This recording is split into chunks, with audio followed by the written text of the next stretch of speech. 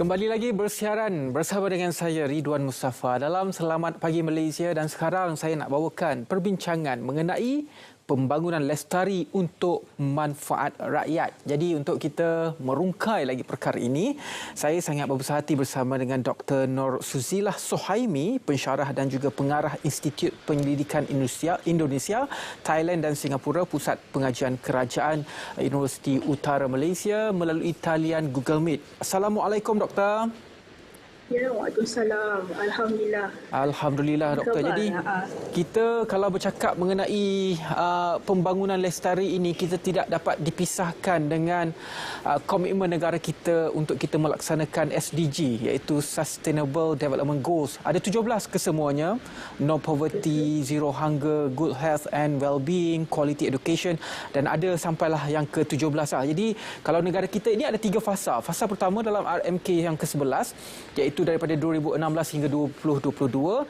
Kini kita berada dalam fasa yang kedua, iaitu 2021 hingga 2025, dan juga komitmen ini kita akan teruskan dalam RMK yang ke-13, iaitu 2025 hingga 2030. Jadi sebelum kita pergi lebih lanjut lagi mengenai pembangunan lestari untuk manfaat rakyat, terutamanya apabila kita bercakap mengenai pembangunan rakyat golongan B40 ini, pandangan doktor sendiri dari segi komitmen negara kita dengan SDG yang telah pun kita rektifikasikan di bawah Pertubuhan Bangsa-Bangsa Bersatu ini. Di mana tahapnya kita sekarang, Doktor? Silakan.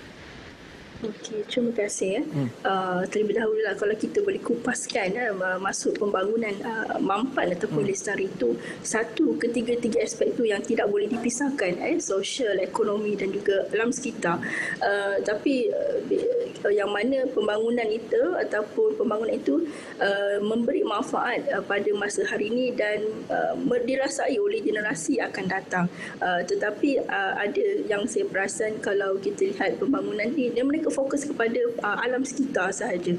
Okey, pembangunan yang berfokus pada alam sekitar, sebenarnya 3 perkara itu tidak boleh dipisahkan. Jadi kalau kita melakukan program ataupun dasar polisi, kita perlu pastikan bahawa ada impak positif kepada ketiga aspek itu.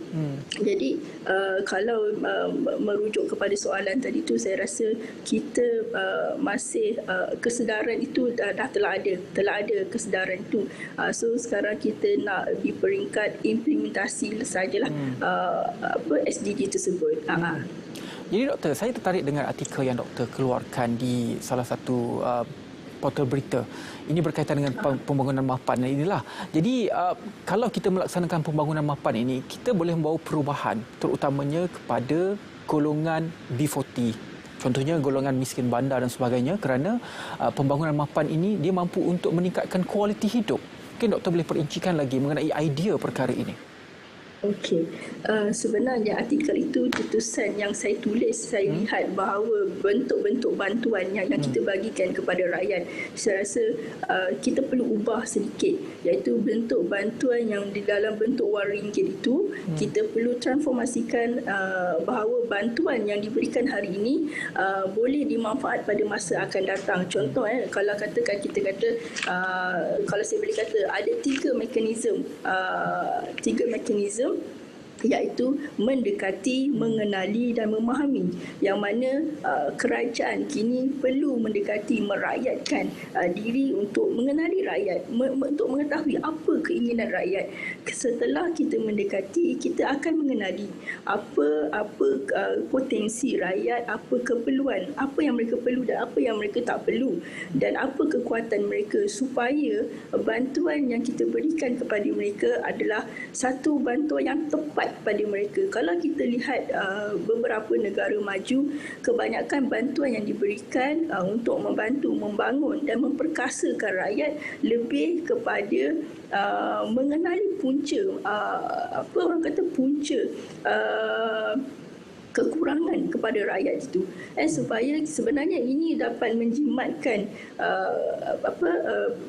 menjimatkan sumber yang kerajaan ada, daripada kita memberi bantuan kewangan terutamanya kepada secara pukal. Lebih baik kita menggunakan kewangan itu untuk sumber ataupun mekanisme yang tepat, untuk program yang tepat.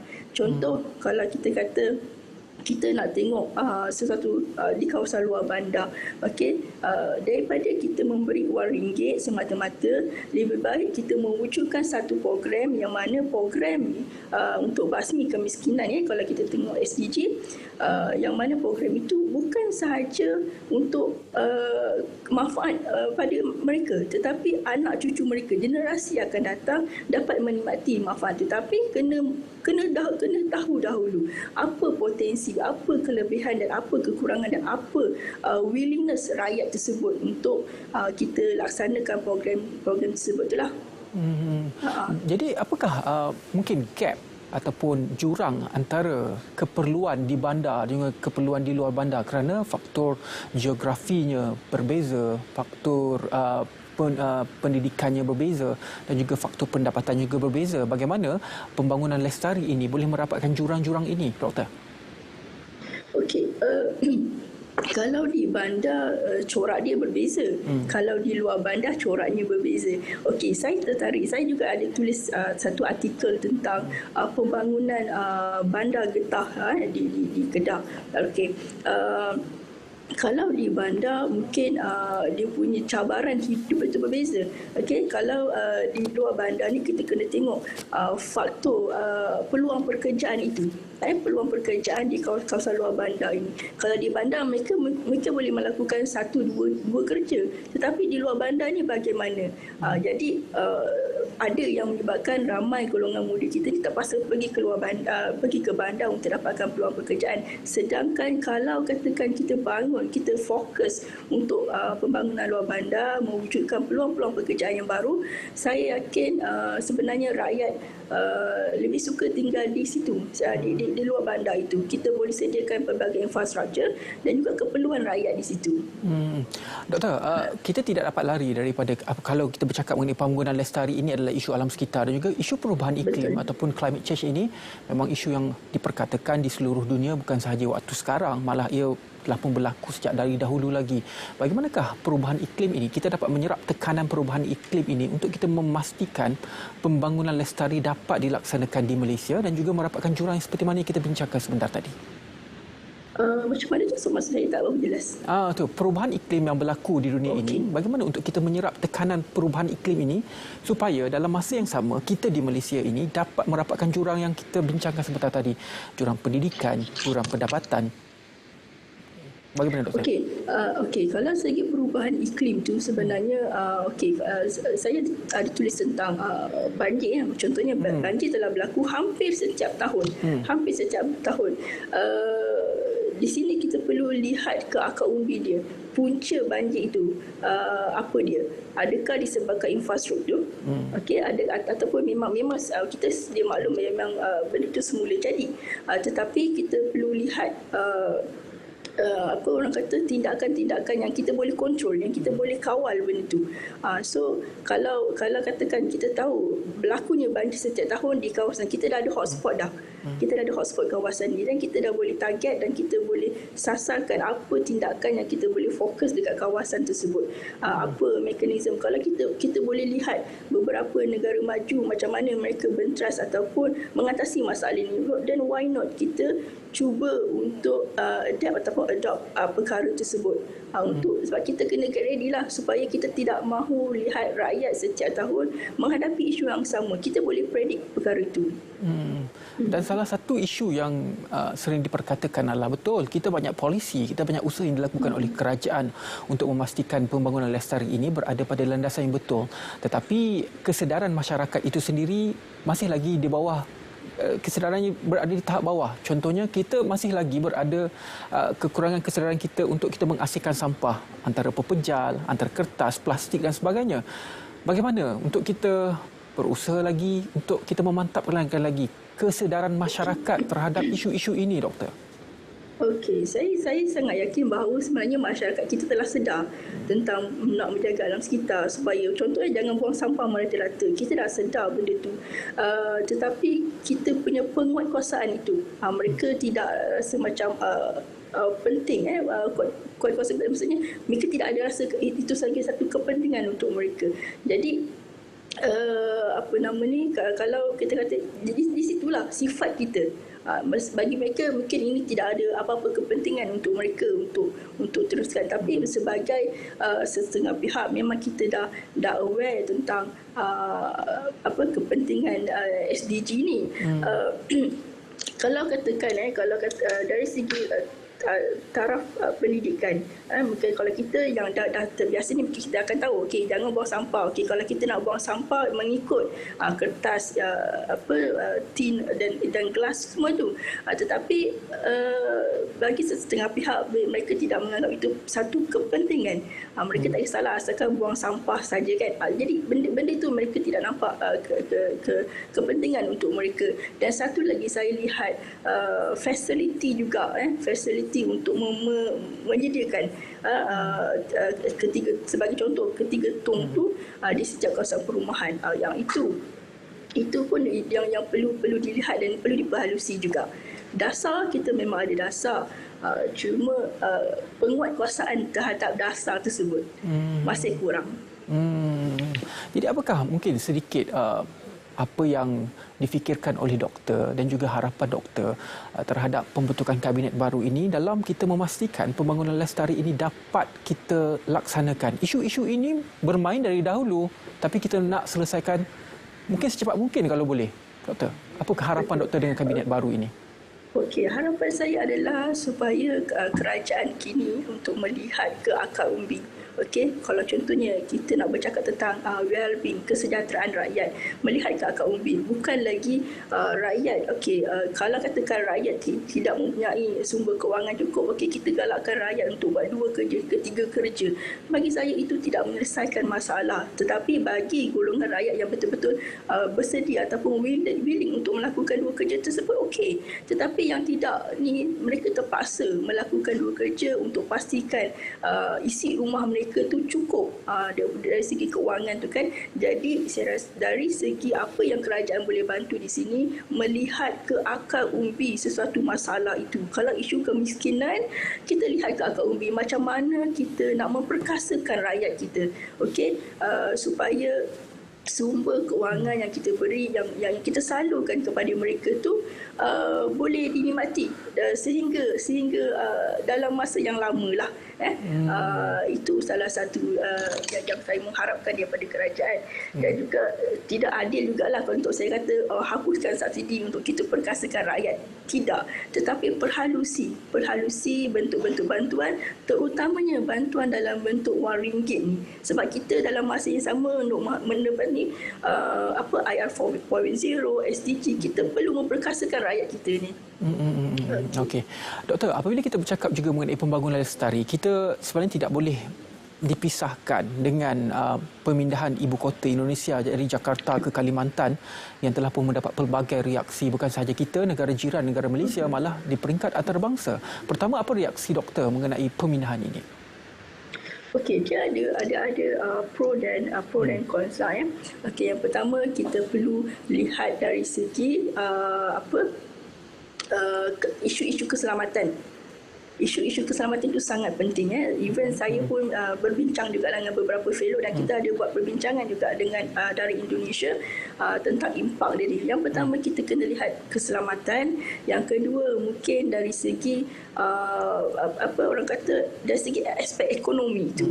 Okey, aspek ekonomi itu lebih baiklah. Tapi first thing yang kita lihat adalah isu keselamatan, border security itu.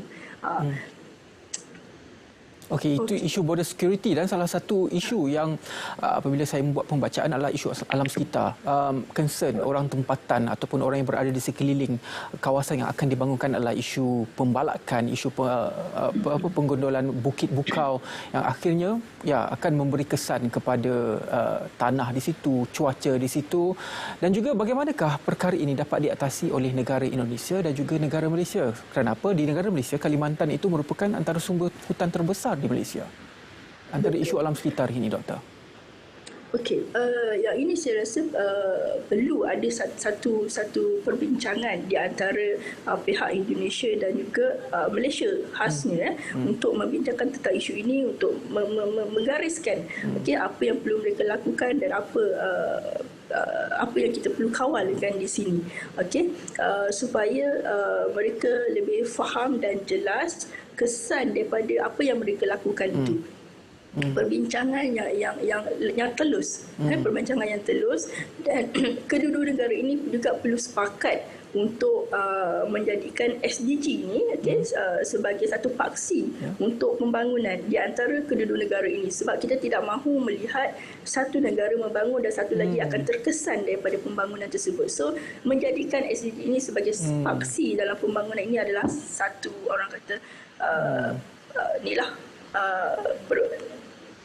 Okey doktor, soalan terakhir berkisar mengenai Indonesia dan juga Malaysia ini berdasarkan isu pemindahan ibu kota Indonesia dan juga dari Jakarta ke Kalimantan ini, dari sudut mana negara kita Malaysia perlu mengambil kesempatan di atas pemindahan ini, terutamanya apabila kita bercakap mengenai pembangunan mapan, pembangunan lestari, dan kita ingin bangunkan masyarakat yang berada di kawasan Borneo ini. Kesempatan itu harus diambil apabila kita melihat pemindahan kota Jakarta ke Kalimantan ini. Okey. Yang kita pertama saya boleh lihat dari segi faktor pelancongan, pembangunan pelancongan. Okey, sebab saya yakin antara Malaysia dan Indonesia kita ada perkongsian budaya. Okey, kita ada perkongsian budaya yang mana kita, maksudnya bila pelancong daripada luar, kita boleh connectkan di antara Indonesia dan Malaysia. So itu salah satu sektor yang kita boleh fokus, dan juga dari penjagaan khazanah alam juga antara kedua-dua negara itu. Sebab di Sarawak pun memang kita ada banyak khazanah alam di sana. Okey doktor. Jadi kita sudah dapat melihat bagaimanakah pembangunan lestari ini dari sudut yang cukup besar di Malaysia dan juga isu Jakarta, Kalimantan dan sebagainya. Dan mungkin sedikit harapan daripada doktor sendiri melihat kepada 17 Sustainable Development Goals ini, di mana kita berada sekarang, dan apakah harapan doktor antara ke-17 goals ini, apa yang perlu kita capai dahulu? Okey, yang pertama saya rasa untuk menjadi sebuah negara membangun, rakyat itu perlu sejahtera dahulu. Okey, melihat kesejahteraan rakyat. Okey, bila sebut kesejahteraan rakyat, dari segi pendidikannya, dari segi pekerjaannya, kesihatannya sihat. Sebab saya yakin rakyat ini sebagai satu alat ataupun entiti yang boleh mensejahterakan seluruh negara kita. Itu yang penting adalah kesejahteraan rakyat. Itu agenda yang perlu kita lihat dahulu sebelum kita pergi ke level yang seterusnya lah. Kemudian saya yakin bila rakyat sejahtera, rakyat happy, gembira, maka kita boleh bangunkan negara kita dari segi aspek ekonomi kita, dan juga hubungan antarabangsa kita akan jadi lebih harmoni dan lebih sustainable lah di situ. Okey, itu dia antara buah fikir daripada Dr. Nur Suzilah Sohaimi, pensyarah dan juga pengarah Institut Penyelidikan Indonesia, Thailand dan Singapura, Pusat Pengajian Kerajaan Universiti Utara Malaysia mengenai pembangunan lestari untuk memanfaatkan rakyat. Terima kasih banyak-banyak doktor. Terima kasih. Assalamualaikum. Waalaikumsalam warahmatullahi wabarakatuh. Dan sekarang kita akan ke Matt